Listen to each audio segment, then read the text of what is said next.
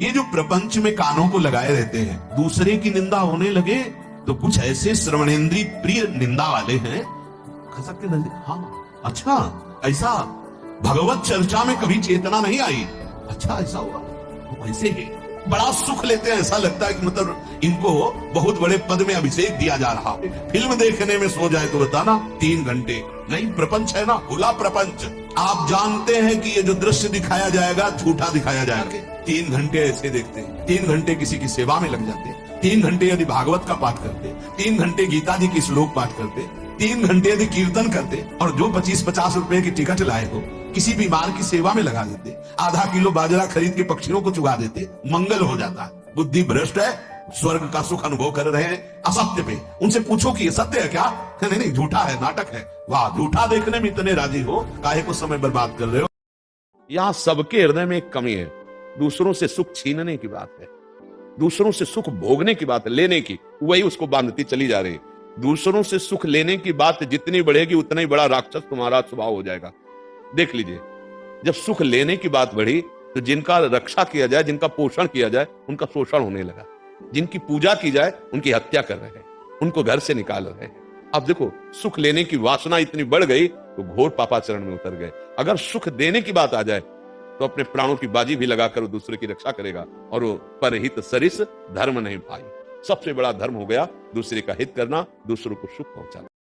जब सारे अच्छे बुरे कर्मों का फल हमें ऊपर मिल जाता है, स्वर्ग और नरक के रूप में, तो फिर उसका प्रभाव अगले जन्म में क्यों दिखता है? आप हिंसा करते हैं, चोरी करते हैं, तो न्यायालय में जब दंड मिलेगा वो तो अलग होता है ना, लेकिन पुलिस पिटाई करती है, अपमानित करती है, हथकड़ी डाल के ले जाती है, आपको कई वर्ष बिना न्याय विभाग के फाइनल होते आपको दंड मिलता है। भगवान ने कृपा करके मानो दे दी, और आपके पाप बहुत से ऐसे जो प्रकाशित नहीं हुए, उनका ब्याज से दंड मिलता है। फिर जो कुछ बचे हुए पाप होते हैं तो एक अवसर दिया जाता है, पाप और पुण्य दोनों से मिश्रित मानो दे है। केवल पाप दे यातना दे है, पुण्य दे देव दे है। एक बार फिर चांस दिया भगवान ने, तो त्रिभुवन का बहुत बड़ा जेल जिसे नर्क कहते हैं, उसमें रहम नाम की कहीं कोई गुंजाइश नहीं है, भारी दंड मिलता है। लोग समझते हैं बाबा जी के पास कोई कार्य नहीं। कई बजे तुम जगते हो, कितना कार्य करते हो?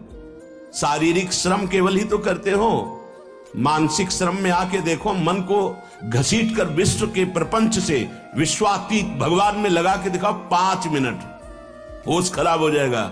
बाबा जी का वो कार्य थोड़ी है।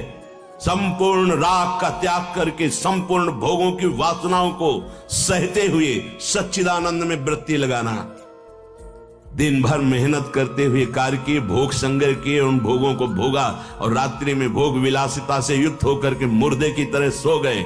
अपने को बहुत बड़ा काम करने वाला समझते हो? अरे जिस काम के लिए आए उस काम को 5 मिनट भी नहीं किया, किस बात का तुम्हारा कार्य? जब यहां से जाओगे तो एक मात्र तुम्हारे शुभ अशुभ कर्म तुम्हारे साथ जाएंगे, कोई नहीं जाएगा।